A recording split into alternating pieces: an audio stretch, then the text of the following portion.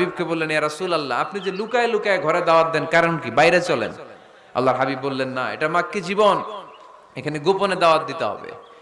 আল্লাহ রাসূল সাল্লাল্লাহু আলাইহি ওয়াসাল্লামের কথা বলার পর ওমর ফারুক বললেন, তাহলে আলাইসাল কোরআনু কিতাবুন হক, এই যে কোরআনের কথা আপনি শোনাচ্ছেন, এটা কি সত্য কিতাব নয়?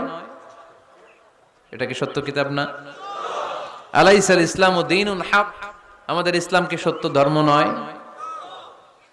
আলাইসাল্লাহু রব্বুন হক, আমাদের আল্লাহ কি সত্য রব নয়?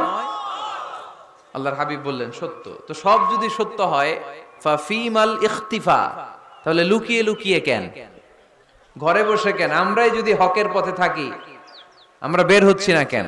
আমি একটা মিছিল দিব। আল্লাহর হাবিব বললেন, যাও, আস্তে ধীরে মিছিল দাও। 12 জনকে নিয়ে উনি আল্লাহর নামের তাকবীর জুড়ে দিলেন। আল্লাহু আকবার, আল্লাহু আকবার, আল্লাহু আকবার। মক্কার জমিন